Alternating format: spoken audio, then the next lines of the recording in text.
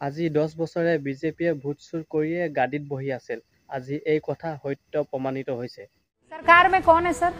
आप लोग क्या कर रहे हैं? हाथ बांधकर पॉपकॉर्न जो है वो अभिजीत अय्यर जी अक्सर अपने हाथ में पॉपकॉर्न रखते हैं जब कोई इम्पोर्टेंट बात कर रहे होते हैं, तो आप लोग क्या वो वाला पॉपकॉर्न खा रहे हैं? अगर राहुल गांधी इतने खतरनाक तरीके से कुछ कर रहे हैं, ऊपर कमेंट्स करने पहले 5 बार सोचिएगा। अच्छा, क्या कर लेंगे की भाषा जो है अपने पास रखिए। एक्सक्यूज मी मिस्टर शर्मा, क्या कर लेंगे आप क्या देश को क्या कर रही है? देश के लोग पॉपकॉर्न खा रहे हैं। यहाँ पर बैठकर राहुल गांधी ये कर रहे हैं, राहुल गांधी वो कर रहे हैं, तो आप क्या कर रहे हैं? आप पॉपकॉर्न खा रहे हैं? आप क्या कर रहे हैं बताइए मुझे। सुन लीजिए, आप क्या कर रहे हैं? मैं जवाब दे रहा हूँ। और धमका किसको रहे हैं? आप सुनिए, राहुल गांधी अगर गलत काम कर रहे हैं तो आप मुझे क्या धमका रहे हैं? आप मुझे ये बताइए, क्यों पॉपकॉर्न खिला रही है ना? कुछ और तो नहीं खिला रही ना आपको? आदत हो गई है सबको धमकाने की। नहीं, किस बात की धमकी दे रहे हैं आप मुझे? किस बात की धमकी दे रहे हैं आप मुझे? नहीं, किस बात की धमकी? मैं कह रही हूँ राहुल गांधी पर अगर आप इतने आरोप लगा रहे हैं, एक एक करके सब देश, अच्छा देश की जनता पर चले गए। मैं कोई भी आरोप तथ्यों से अलग नहीं लगा रहा। अगर आपको लगता है प्रूफ है, अगर आपको लगता है कि राहुल गांधी बहुत खतरनाक है इस देश के लिए, तो आप सिर्फ यहाँ बैठकर गिना क्यों रहे हैं? Why are you not taking any action? हो गया? What do you mean हो गया? नहीं, क्या हो गया? क्या आप बीच में बोलने नहीं दे रही हैं? आप तो खुद ही इतनी उसमें आ रही हैं। मैं ये कह रहा हूं, आपको बता रहा हूं, जो भी गतिविधियां हैं उस सब पर नजर है और समय पर ही उस पर कार्रवाई होनी, विचार भी होगा। इसमें क्या दिक्कत है? नहीं तो समय मैं लेकिन जो तथ्य सामने रख रहा हूं, नेपाल, वो आप श्रीलंका, बांग्लादेश, अमेरिका, आप इतने गंभीर आरोप लगा रहे हैं सर, वो समय कब आएगा? मैं आपसे सवाल पूछ रही हूँ। आप डिबेट कर लीजिए, हम डिबेट आप ही के संग करूंगी मैं, आप नहीं मुझे डिक्टेट करेंगे। Mister Sharma, you will not dictate me. मैं सवाल पूछूंगी, आप उसका जवाब देंगे। मैंने आपको जवाब देने के लिए बुलाया है यहाँ पर, और इसीलिए मैं आपसे आप कर रहे हैं वो काम। मैंने आपसे सवाल पूछा कि राहुल गांधी पर इतने गंभीर आप लोग आरोप लगा रहे हैं, राहुल गांधी के खिलाफ कोई कार्रवाई करने से बच क्यों रहे हैं आप लोग? क्यों बच रहे हैं? तो अरे आप देखती है तो आप क्यों परेशान हो रहे हैं? अरे समय आने दीजिए। मैं जो बात कहना चाह रहा हूँ, या तो मुझे आप कहने दीजिए, आप अपनी बात कह लीजिए, फिर मैं बताइए, समय बताइए मुझे, समय आने दीजिए। लेकिन कम से कम देश की सुरक्षा एजेंसियों को पॉपकॉर्न जैसे शब्दों से मत जोड़िए। सुरक्षा एजेंसी के शर्मा, आप कब से सुरक्षा एजेंसी हो गए भैया? पॉपकॉर्न नहीं खा रही है? आपको पॉपकॉर्न ये मत कहिए। सुरक्षा एजेंसी को पॉपकॉर्न, ये सब मेरे साथ नहीं चलेगा। के शर्मा जी, के शर्मा जी, शब्दों को तोड़ना मरोड़ना आप कहीं और कीजिएगा, मेरे यहाँ नहीं चलेगा। मैं अपने शब्दों को बहुत सोच समझ के अपने मुंह से निकालती हूँ। हाँ तो खाइए ना पॉपकॉर्न, क्या प्रॉब्लम है? मैंने कोई आपको कोई गलत चीज थोड़ी खिलाई है। पॉपकॉर्न पर आपका ईगो हर्ट हो गया है। मुझे बोलने देंगे? विदेशत নহয় भारतत हब आपुनार इंडस्ट्रियल रिवल्यूशन সেই কথা কৈছিলে, মেক ইন ইণ্ডিয়া কথা কৈছিলে, এইবিলাক ক'ত গ'ল? সেই কথাবিলাকৰ আমাক প্ৰশ্ন উত্তৰ লাগিব নহয়। $1 ইকুৱেল টু 1 रुपी নোট বুলি কৈছিলে, আজিৰ দিনটোত 87, $1 এগেইনষ্টত 87 টকা দিব লাগে। আজিৰ দিনটোত আপোনালোকে নিশ্চয় জানে 1 মিনিট 35 টকা পেট্ৰলৰ দাম, পেট্ৰল 35 টকা দিম বুলি মোদীয়ে কৈছিলে, সেই পেট্ৰলৰ দাম আজি 100 টকা হৈ গ'ল। 26 টকা ডিজেল দিম বুলি সেই ডিজেলৰ দাম আজিৰ দিনটোত আপোনাৰ 89 টকা হৈ গ'ল। গতিকে সেই কথাবোৰ আমি পাহৰি থকা নাই। মোৰ এটা বাক্য আছে, প্ৰাঞ্জলে যিটো প্ৰশ্ন উত্থাপন কৰিছিলে যে অৰুণোদয় বা লাখপতি বাইদেউ বা চৰকাৰী যিবিলাক ফ্ৰীবিজ আঁচনি সেইবিলাক আমি বিৰোধিতা কৰিছো নেকি? সেই কথাটো যে কৈছো, মই বিৰোধিতা কৰিব নোৱাৰা মানুহ নহয়। এটা কথাই আপোনালোকক কৈ থওঁ যে আমি কৈছো যে বিজেপিৰ ফালৰ পৰা যিটো প্ৰতিশ্ৰুতি, 1 মিনিট মই কৈ লৈছো, মানে বিজেপিৰ ফালৰ পৰা কোৱা হৈছিলে 26 লাখ মানুহৰ কৰ্মসংস্থাপন তেওঁলোকে সৃষ্টি কৰিব, বছৰি 2 কোটিকে চাকৰি জেনেৰেট কৰাৰ কথা কৈছিলে। আজি পথাৰত পানী যোগান দিব নোৱাৰে, আপোনাৰ চিৰিয়াল ফাট মেলিছে। আজি কৃষকবিলাকক এতিয়া অৰুণোদয় দি বা যিকোনো সৰু সুৰা আঁচনি দি তেওঁলোকে মন ভুলাব খুজিছে, দৰকাৰী কামবিলাক তেওঁলোকে কৰিব খোজা নাই। আজি অসমীয়া জাতি ফ্ৰী চাউল খাবলগীয়া জাতি নেকি? আজি স্বাধীনতাৰ সময়ত আপোনালোকে জানে সেই কথা বতৰাবিলাক। অসম সম্পদশালী ৰাজ্য আছিলে, অসমে বেলেগ ৰাজ্যক দিব পৰা। আজি আপোনাৰ ব্ৰিটিছে যে ইয়াত যে শাসন কৰি আছিলে, কিমান সম্পদ লুটি লৈ গৈছে। অসম এনেকুৱা ৰাজ্য নহয় যে কোনোবা চৰকাৰে দি থাকিব অসমীয়া মানুহে খাই থাকিব তেনেকুৱা ভিক্ষাৰী জাতি নাছিলে আজি চৰকাৰত থকা মানুহবিলাকে আজি এজিপি বিজেপি কংগ্ৰেছ এইবিলাক মানুহে আজি হিতাধিকাৰীলে আজি এই ৰজা জাতিক আচলতে পৰিণত কৰিছে সেই কথা বতৰা আমি জানো নহয় মই মিচিং মানুহ কেতিয়াও আমি আচলতে এই চৰকাৰী আঁচনিবিলাকৰ পৰা আমি আগতে এইবিলাক ঢুকিয়ে পোৱা নাছিলোঁ এইবিলাক এতিয়া চৰকাৰৰ ব্যৱস্থাপনাৰ জৰিয়তে অসমক দেউলীয়া কৰা হৈছে তাৰ ৰিজাল্ট আহিছে আজি অসমীয়া জাতিক আপোনালোকে কেতিয়াও এনেকুৱা হিতাধিকাৰী বনাই চলাই থাকিম বুলি কেতিয়াও নাভাবিব মই কৈছো কি নিজে খুটি খাব পৰা এটা ব্যৱস্থাপনা এক মিনিট নিজে খুটি খাব পৰা এটা ব্যৱস্থাপনাৰ কথা কৈছো মানুহে আচলতে কৰ্মসংস্থাপন যেতিয়া চৰকাৰে দিব তেতিয়া ডেফিনেটলি অৰুণোদয় আঁচনি আমাৰ প্ৰয়োজন নাথাকিব সেই কথা কৈছো আজি মই যে আপোনাক উল্লেখ কৰিছো যে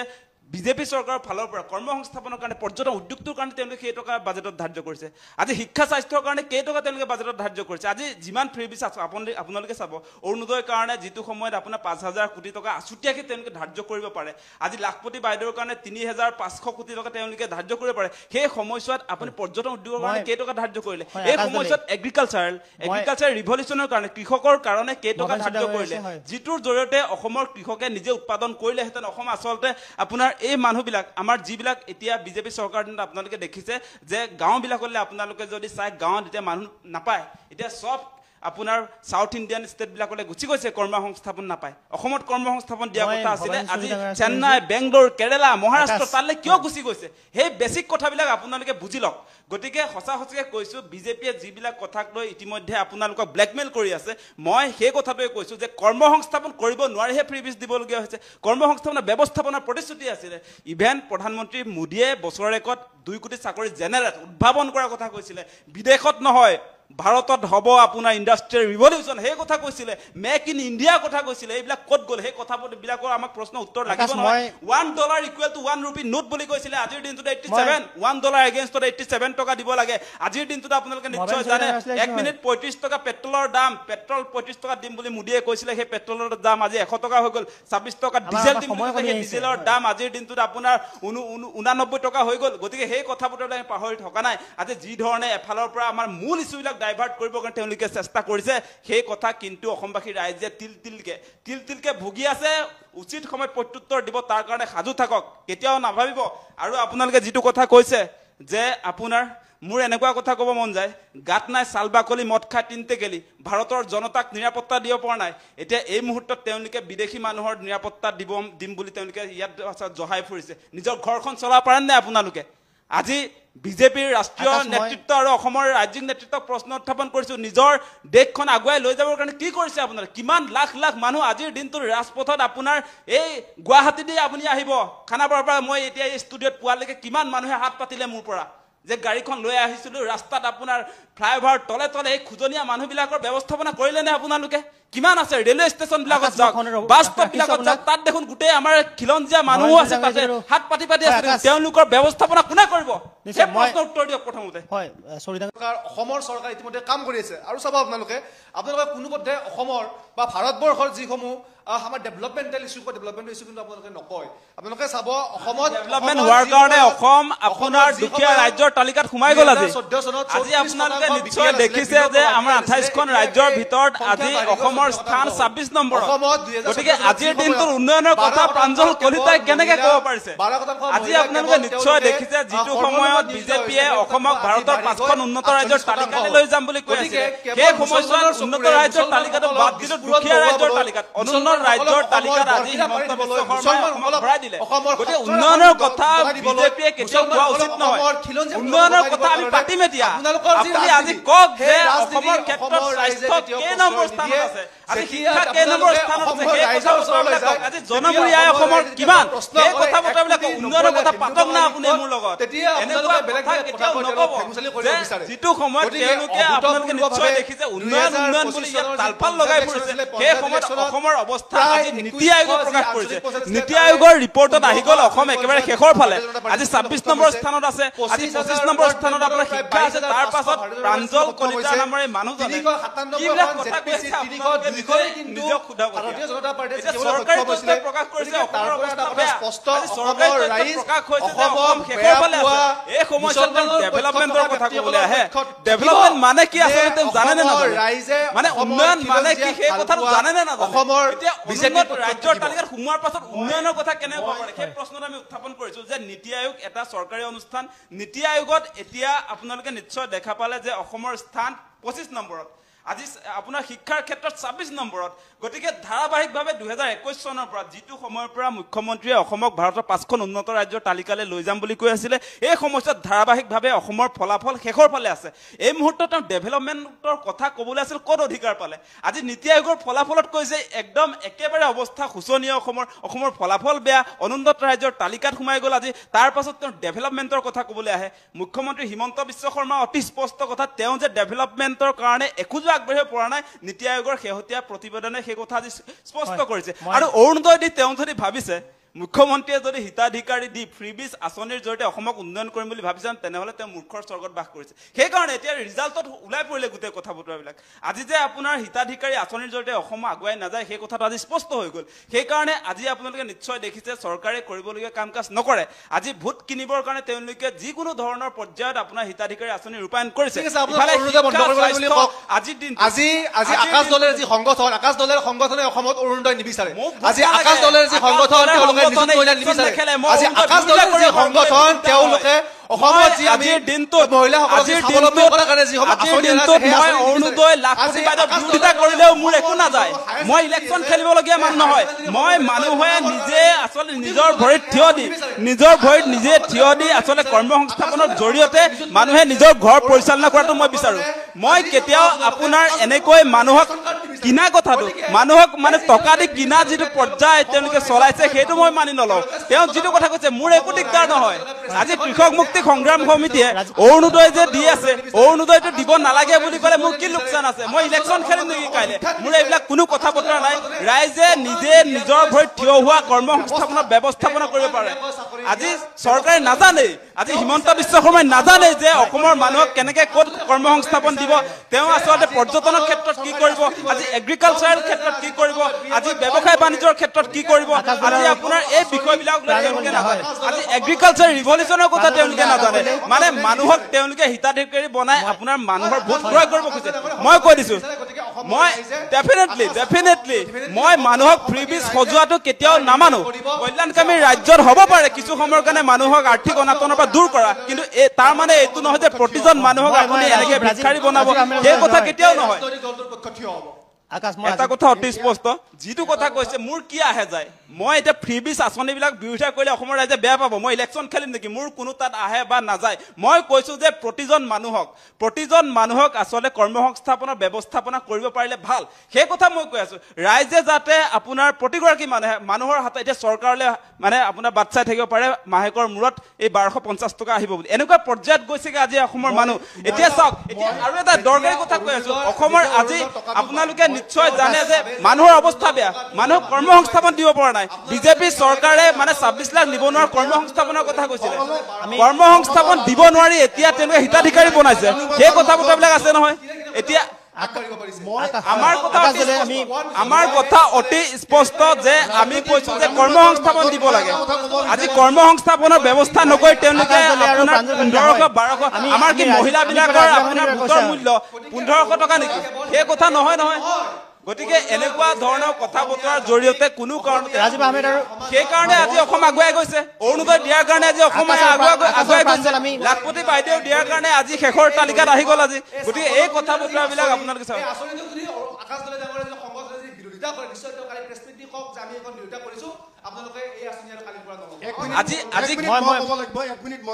আজি কিহৰ কাৰণে তেওঁলোকে ফ্ৰীবিজ আঁচনি দিবলগীয়া হৈছে মানে কৰ্মসংস্থাপন দিব নোৱাৰিলে তেওঁলোকে 26 লাখ নিবনুৱাৰ কৰ্মসংস্থাপন দিব নোৱাৰাৰ ফলস্বৰূপে এতিয়া তেওঁলোকে আপোনাৰ হিতাধিকাৰী আঁচনিবিলাক দি আছে আজি অসমৰ মানুহক তেওঁলোকে কিনিব খুজিছে এই কথাটো কোনে মানি ল'ব আমি অসমীয়া জাতিটোৱে ৰাজাৰ পণ কৰি থকা জাতি এটা হ'মনে কেৱল হিতাধিকাৰী সৰ্বস্ব এটা জাতি হ'ম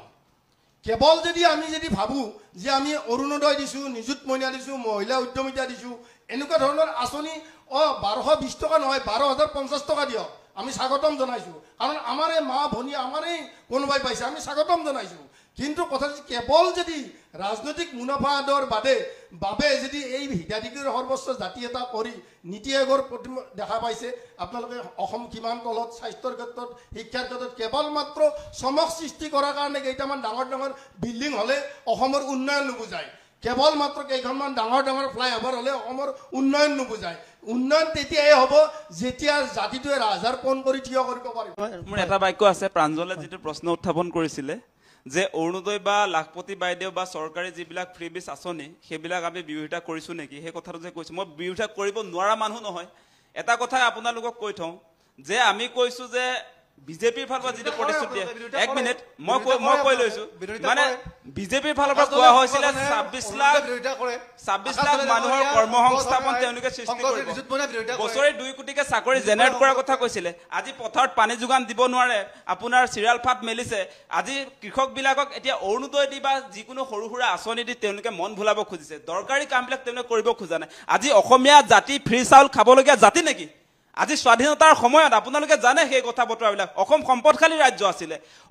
অসমে বেলেগ ৰাজ্যক দিব পৰা আজি আপোনাৰ ব্ৰিটিছে ইয়াত যে শাসন কৰি আছিলে কিমান সম্পদ লুটি লৈ গৈছে অসম এনেকুৱা ৰাজ্য নহয় যে কোনোবা চৰকাৰে দি থাকিব অসমীয়া মানুহে খাই থাকিব তেনেকুৱা ভিক্ষাৰী জাতি নাছিলে আজি চৰকাৰত থকা মানুহবিলাকে আজি এজিপি বিজেপি কংগ্ৰেছ এইবিলাক মানুহে আজি হিতাধিকাৰীলৈ আজি এই ৰজা জাতিক আচলতে পৰিণত কৰিছে সেই কথা বতৰা আমি জানো নহয় মই মিচিং মানুহ কেতিয়াও আমি আচলতে এই চৰকাৰী আঁচনিবিলাকৰ পৰা আমি আগতে এইবিলাক ঢুকিয়ে পোৱা নাছিলো এইবিলাক এতিয়া চৰকাৰৰ ব্যৱস্থাপনাৰ জৰিয়তে অসমক দেউলীয়া কৰা হৈছে তাৰ ৰিজাল্ট আহিছে আজি অসমীয়া জাতিক আপোনালোকে কেতিয়াও এনেকুৱা হিতাধিকাৰী বনাই চলাই থাকিম বুলি কেতিয়াও নাভাবিব মই কৈছো কি নিজে খুটি খাব পৰা এটা ব্যৱস্থাপনা এক মিনিট নিজে খুটি খাব পৰা এটা ব্যৱস্থাপনাৰ কথা কৈছো মানুহে আচলতে কৰ্মসংস্থাপন যেতিয়া চৰকাৰে দিব তেতিয়া ডেফিনেটলি অৰুণোদয় আঁচনি আমাৰ প্ৰয়োজন নাথাকিব সেই কথা কৈছো আজি মই যে আপোনাক উল্লেখ কৰিছো যে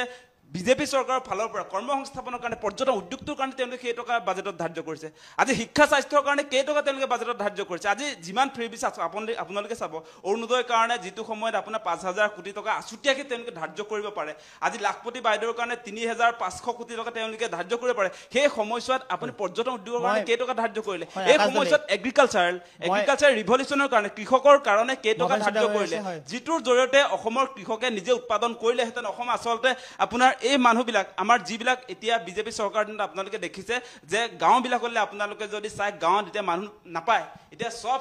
আপোনাৰ সাউথ ইণ্ডিয়ান ষ্টেটবিলাকলৈ গুচি গৈছে কৰ্মসংস্থাপন নাপায় অসমত কৰ্মসংস্থাপন দিয়া কথা আছিলে আজি চেন্নাই বেংগলোৰ কেৰেলা মহাৰাষ্ট্ৰ তালৈ কিয় গুচি গৈছে সেই বেছিক কথাবিলাক আপোনালোকে বুজি লওক গতিকে সঁচাকৈ কৈছো বিজেপিয়ে যিবিলাক কথাক লৈ ইতিমধ্যে আপোনালোকক ব্লেকমেইল কৰি আছে মই সেই কথাটোৱে কৈছো যে কৰ্মসংস্থাপন কৰিব নোৱাৰিহে ফ্ৰী বিচ দিবলগীয়া হৈছে কৰ্মসংস্থাপনৰ ব্যৱস্থাপনাৰ প্ৰতিশ্ৰুতি আছিলে ইভেন প্ৰধানমন্ত্ৰী মোদীয়ে বছৰেকত 2 কোটি চাকৰি জেনেৰেট উদ্ভাৱন কৰাৰ কথা কৈছিলে বিদেশত নহয় ভাৰতত হ'ব আপোনাৰ ইণ্ডাষ্ট্ৰিয়েল ৰিভলিউচন সেই কথা কৈছিলে মেক ইন ইণ্ডিয়া কথা কৈছিলে এইবিলাক ক'ত গ'ল সেই কথাবিলাকৰ আমাক প্ৰশ্ন উত্তৰ লাগিব নহয় $1 ইকুৱেল টু 1 ৰুপি নোট বুলি কৈছিলে আজিৰ দিনটোত 87 $1 এগেইনষ্টত 87 টকা দিব লাগে আজিৰ দিনটোত আপোনালোকে নিশ্চয় জানে 1 মিনিট 35 টকা পেট্ৰলৰ দাম পেট্ৰল 35 টকা দিম বুলি মোদীয়ে কৈছিলে সেই পেট্ৰলৰ দাম আজি 100 টকা হৈ গ'ল 26 টকা ডিজেল দিম সেই ডিজেলৰ দাম আজিৰ দিনটোত আপোনাৰ 89 টকা হৈ গ'ল গতিকে সেই কথাবোৰলৈ আমি পাহৰি থকা নাই আজি যি ধৰণে এফালৰ পৰা আমাৰ মূল ইস্যুবিলাক ডাইভাৰ্ট কৰিবৰ কাৰণে তেওঁলোকে চেষ্টা কৰিছে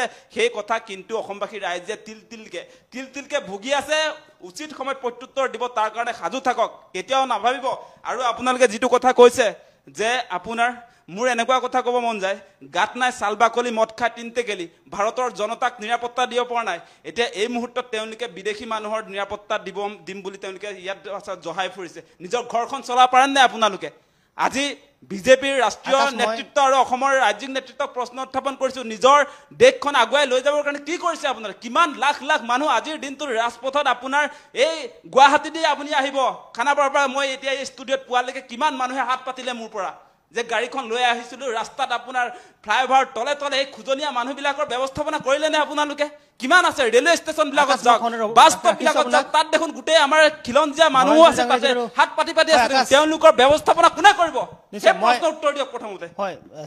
এটা কথা অসমৰ মানুহে ক'লে বেয়া পাব অসমখন শ্ৰীলংকা আৰু পাকিস্তান হ'বলৈ গৈ আছে যিমানেই আঁচনি দিব সিমানেই বস্তু দাম বাঢ়িব আৰু কেইদিনমান পিছত আপোনালোকে চাউল দালি মানে 200-300 টকাত কিনিবলৈ পাব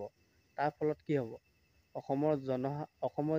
যিবিলাক নেকি আমাৰ নিচিনা দুখীয়া শ্ৰেণীৰ মানুহে কেনেকৈ কিনি খাব যিয়ে নেকি আনৰ ঘৰত কাম কৰি 300 টকা পায় সেই মানুহজনে কেনেকৈ ঘৰ চলাব, কেনেকৈ পৰিয়ালবৰ্গক এসাঁজ ভাত খুৱাব। এই কথা কিন্তু আমাৰ এই